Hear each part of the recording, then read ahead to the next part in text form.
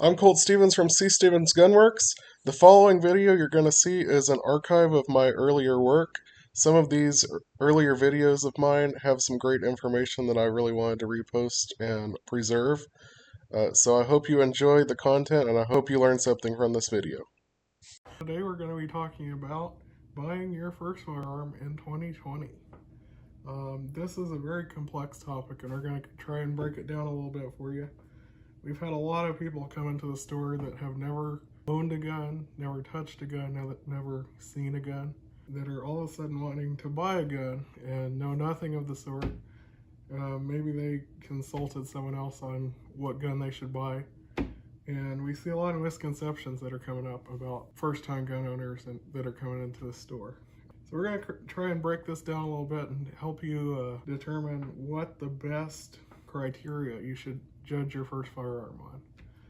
We're going to condense it down enough so that we don't want you to be overwhelmed with information. We're going to touch on that here in a minute. Supply is so limited that you may refine your opinion straight down to exactly the model you want straight off the manufacturer's website. It may not be available by the time you make your mind up. So we're going to try and help you determine what's best if you're going to a gun store. You see one on the shelf. What the pros and cons of buying that exact model right then and there are. May not be perfect. All guns go bang. They make a firearm to suit just about anybody. It may not be your perfect conceptualization of a gun, but it still does what it's designed to do. And a gun is better than nothing, no matter what it is. As long as it will work and do what it's supposed to do, it's better than a rock, better than your fist. Even as just a deterrent, even if it doesn't go off. If you have a firearm in your hand, that acts as a deterrent. You may not have to even pull the trigger in a defensive situation. Just the mere presence of that firearm will change how the situation goes down. So we'll touch on what do you need before you start. If you're talking about a rifle, and of course this applies to North Carolina. Some states are a little different, but we're going to talk about just North Carolina in specific. We do have another series just on North Carolina law and what you need to buy a rifle or pistol in this state. For more information, go check those out. There's a dedicated playlist for that. But we'll briefly summarize what you need before you should start looking for a handgun or rifle. Bare minimum, state-issued valid ID. For rifle or handgun, you'll need at least one of these. If you're buying a rifle, it can be any state in North Carolina.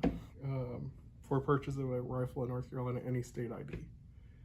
If you're buying a pistol, I will need to see a North Carolina state ID and a North Carolina pistol purchase permit or concealed handgun permit. If you don't have those two, pistol purchase permit or concealed carry, I can't sell you a pistol. Have to have either one of those. And you get that at your local sheriff's office. And dedicated video for that if you want to find out more about that process. So, consider the use and purpose as your first criteria for selecting a firearm. Overwhelmingly, right now, I see people that are coming in, they say, I'm going to use this for home defense. And they're wanting a short shotgun. You talk about a Mossberg Shockwave. Other than that, we talk about 18.5 inch shotguns, standard shotguns. A Shockwave is not really a shotgun. They are not ideal for home defense use. You can use them, but the huge overwhelming concern with a 12 gauge or even 20, any kind of shot shell is collateral damage in your home. Those pellets have to go somewhere. They don't just disappear into thin air if you miss. Every shot you take inside your house is going to leave damage that you do have to repair. When we consider virtually anything, rifles, pistols, they're all single, unless the case of rat shot, which is another type of shot shell. But 9mm and a pistol, 5.56 in a rifle, they're all only one projectile. You've got one bullet, one solid projectile, instead of many small pellets coming out of a shot shell. That's a huge concern if you're talking about damage you need to repair in your house. You may not be concerned with that at the time, but that is a concern in picking the optimal firearm for you.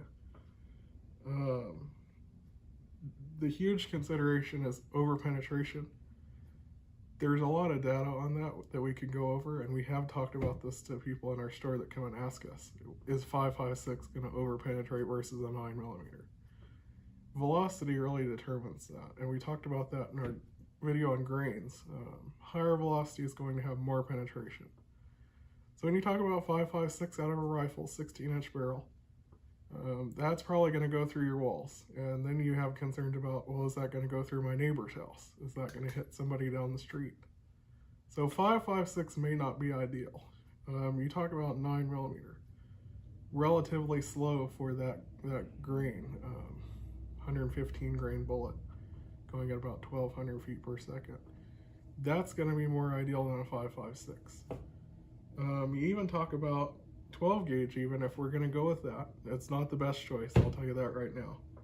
It's going at about 1,200 feet per second, so about the same as a 9mm.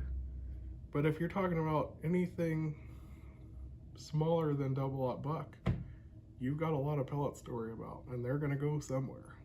The whole reason people push the 12 gauge is you don't have to have a lot of skill to use it. You pretty much point, and you're going to have quite an angle of spread, which is great if you don't know what you're going to hit, but at the same time, you have this circular area of spray with that shotgun, and that's going to cause a lot of collateral damage, especially if you're firing more than one time. So in the home defense game, I don't recommend a shotgun. I'd much rather see people get like a 22 rifle. 22 not being ideal caliber, but if it's something you can train with, 22 is very cheap, you can shoot a lot of it, you can be very proficient with that rifle. One projectile on target may be the difference between life and death in a home defense scenario. If you have a 10-22, 10 rounds of 22 is a lot better than 0 pellets of double-aught buck. So I always recommend a rifle that you can be accurate with. Don't let people tell you it's a low caliber, it won't do enough damage. Shots on target are what we really push. Now, home defense may not be your primary concern. There's, of course, other ones, other purposes. Today's world, home defense is a lot more relevant, but people do hunt with rifles, of course. Practice, sporting, investment. Those are all valid reasons to own a firearm. Investment is huge. Buying old, antique firearms that have very historic value, curio and relics. We see a lot of customers like that. That's really what we specialize in, is antique, historic firearms. It's not every day you can wander into a museum and just pick one off the rack and say, yeah, I own one of those. Mine's a little better than that, but I own one of those. So that always brings a smile to your face when you see that. So, we'll continue with the self-defense aspect. So let's say that's our first consideration. We go into a store, we want a home defense firearm. So our next one is size, weight, cartridge, and capacity. These are all connected. So we talked about 5.56 versus 9mm. 5.56 we'll conceptually say is a rifle, 16-inch barrel. 9mm being like a pistol. Let's say we're at a 92 FS, full-size pistol, 5-inch barrel. They make tons of different things, and you should really do your research on this more than what I'm going to tell you. These are your starting considerations. The size. So when we talk about size, we're primarily talking about barrel length and grip size. So if we go with the 92 FS Beretta analogy, that's a 5-inch barrel. That is not good for concealed carry. It is good if you want a full-size target pistol, something you can be accurate at range with. That's also good if you have like a nightstand gun. If you want to use it for defense, you have a lot of rounds with that, 15 rounds. And you have relatively light recoil because it's so much weight. Weight helps you control the recoil. You may not like to hold it that long because it's heavy, but that weight really helps you balance out the recoil of a firearm, especially a 9mm light recoiling cartridge. Weight really depends on, it's relative to the size. There's no defined weight that I can tell you like 25 ounces exact now.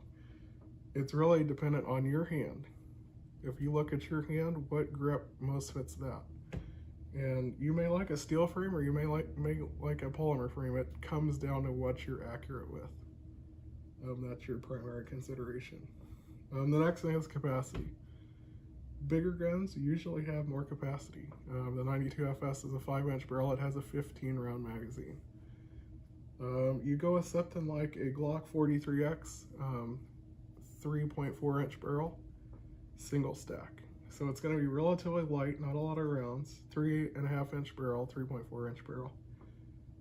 Short barrel, thin frame, polymer. Very light, easily concealed carryable. You still get 10 rounds, so it's not a huge trade-off. Compared to the 92 FS, you'll have a weight difference, so you may not be as accurate with it. Of course, this can all be improved with training. You get out and you shoot it a lot, you can get very confident with it, very able to control the recoil and get it on target. Shots on target are what you're looking for. So those are very important concerns when you're picking out your firearm. Okay, so in our third criteria, we have ease of acquisition and cost. This is very relevant this year in particular. We saw first in March with the epidemic starting up, the coronavirus, and now we're seeing it with the protesting and the rioting. Back now in June, starting up again. The supply is very difficult to get a hold of. Things that we would normally get within a week are now taking up to 8 weeks. It's really down to what we have on the shelf is what we may have for the next few months. It makes it really hard to make a decision on what you're really looking for. You may have to make a compromise. It may not be the perfect thing. As long as it goes bang, it does what it's supposed to do. There are of course things that are more refined that you may be looking for. Barrel length, which translates to velocity. If you want a compact firearm, like a pistol, less than 16-inch barrel. For home defense, like through hallways, things like that, you want something very small package. Cartridge, if you're looking for a particular cartridge, like 6.5 Grain on an AR platform, it may not be out there right now. You may have to settle for something similar. Back in the last few years, you may have had a lot more options than now. Okay, so ease of acquisition and cost, primarily the concern is, if you do the research, say you decide on a Springfield Victor or a Mossberg Shockwave for home defense, we'll say, they are notoriously hard to find right now. Springfield Victor, you may only find one available anywhere in the entire country. Shockwaves, same thing. We used to carry Shockwaves, we used to stock them all the time. We had one of every one out on the shelf. And nowadays, you would be hard pressed to find one for twice the money. We used to sell them about $3.99. If we were to get our hands on one, it'd probably be about double that, $7.99. That's just the way supply and demand works right now. So it's difficult whenever you do all the research, you finally narrow it down to the one that's perfect for you, and it may not be out there. And who knows when supply is going to come back? I can't predict that. And the best I can do is offer you what's close to that. There's not really much comparable in those two lineups. ARs, of course, are very modular. You can do anything you want to them. Shockwaves, that combination is pretty well set. Things like the Charles Daly Honcho and the Remington TAC 14s are they're in that size range in a 12 gauge That's the only thing that's really comparable to the Mossberg Shockwave. Um, I see a lot of people that come in and they're dead set on an 18.5-inch shotgun.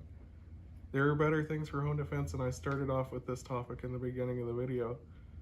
You may have to compromise with something a little longer. Now, that's not to say that longer is worse.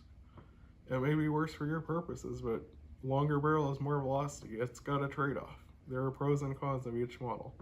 There's a reason they offer it in a 26-inch plus barrel. You're getting higher velocity and tighter grouping. If you ever want to go bird hunting of any sort, longer barrel is going to be better. You can get more distance with a shotgun.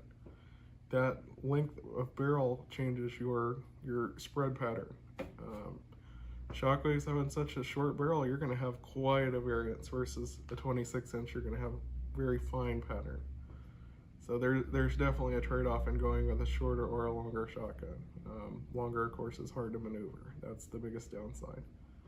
Now, that's not to say you can't swap those barrels. If you have a Remington 870, you can buy extra barrels and just quick change them right out. If you don't like the choke that's on there, the choke pattern, it controls the spread of the pattern. And we're talking fixed barrels. They make ones that are adjustable as well. You can put the removable choke in there. Fixed pattern, you can just take that barrel right off, put a new one on, and you're good to go. Say you want an 18.5 and a 26-inch barrel, you buy one of each. You buy one right off the wall that's 26-inch, you order the 18-inch barrel when supply comes back, and you've got basically two guns, quick change. So that's a nice feature, and that is definitely an option. Anything in a short shotgun, 18.5 or shockwave length, is going to be super hard to find and super expensive right now.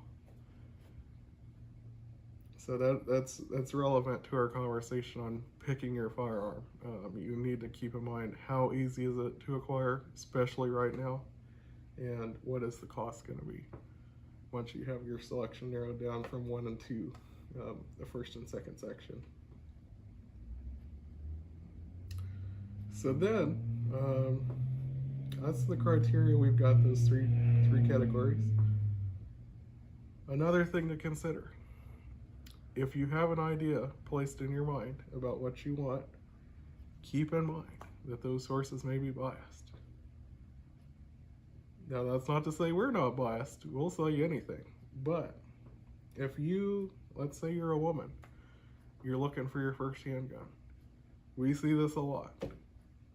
If your neighbor tells you that you need only a revolver because you're a woman, he's purposely misinforming you. I've seen plenty of women shoot bigger semi-autos than men can a lot of the time handle. Competitive shooters are even women, shooting 45 ACP. I mean, you're not limited by your gender and the caliber and type of gun you can handle. So don't let other people tell you what you can and can't do. Make that determination yourself.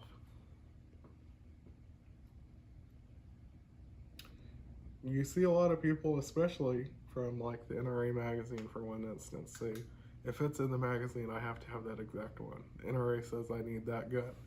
The Springfield Hellcat.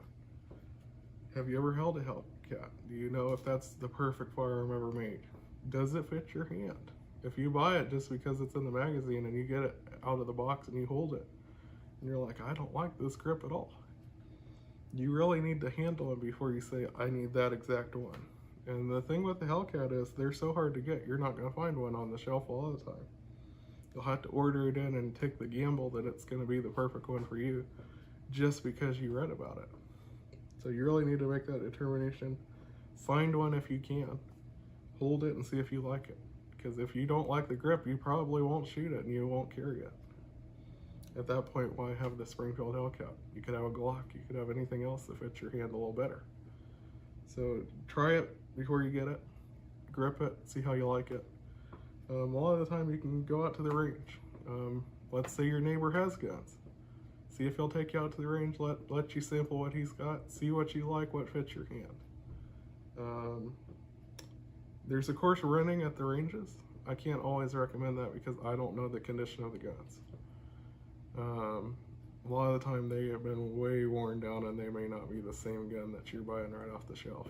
And that's not to say they haven't done modifications internally as well for durability or feel or anything like that. They're salesmen too a lot of the time at the range. They're going to sell you a product as well, and they may tailor that gun to give you a false impression at the range. So that's something you need to keep in mind.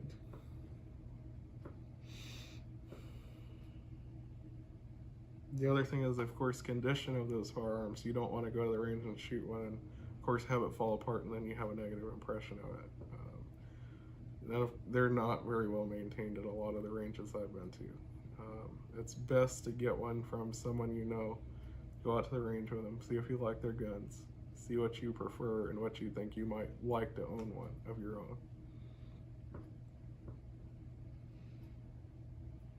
We made this point. We'll jump to a new topic in the beginning. By the time you decide on one, it may be gone. It really depends on what you look for in a gun. You can make a gun work in almost every situation, but some guns are more suited to specific scenarios than others. A longer barrel may not be good indoors. Shorter barrel may not be good over a long range. It's best to tailor the gun to your situation. So that is always a consideration in selecting your first firearm. Now on top of this, we'll say, there's nothing preventing you from having more than one gun. We always say that you can have one gun for every scenario. As long as you have a place to secure them, like a safe, and you have safe capacity, get more than one. Rifles are not limited, shotguns are not limited. Pistols, you just have to have a pistol purchase permit in this state. Buy one for multiple scenarios. If you're outside, if you're in the home, tailor it to what your needs are. 5-inch barrel handguns may not be ideal for concealed carry, so get a 5-inch, go to the range with it, you'll enjoy practicing with it. Then get a smaller one, a concealed carry handgun. You'll find quickly that you may not have to have a whole arsenal to have everything that you need covered. Map out what scenarios you need those guns for and see what guns you need to fulfill each of those needs.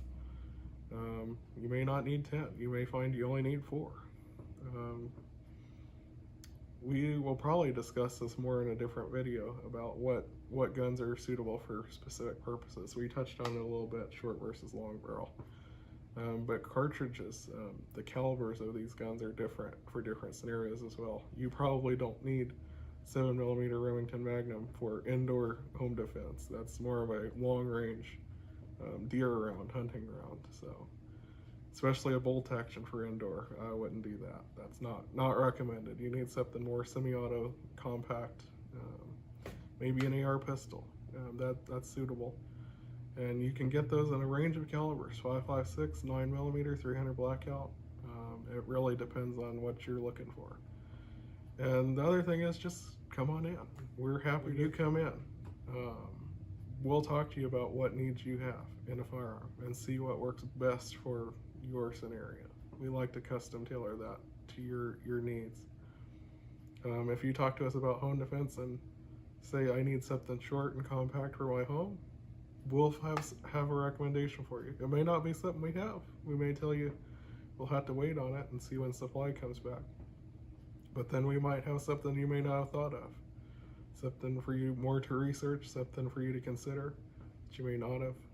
A lot of people come in and they're dead set on one particular firearm. Back to the neighbor analogy. He said, I need this exact gun. Well, why do you need that one? What's so great about that one? He planted this in your head, but you don't know why you need that one. It's just a recommendation, and he could be biased. Maybe he works for Springfield. Who knows? So it really depends on what you need it for. We're happy to help you figure out what works best for your scenario. It really pays to do your research. The worst thing is you could end up with a gun that doesn't work for you. It's not the worst thing. We can always help you with that, but it's good to do your research ahead of time. Now, it's good to have a gun at all. That's the biggest thing. Having a gun, even if it's not ideal, is better than nothing. It's better than your fist. It's better than rocks. That deterrent factor is always present. So that's about all I have for you.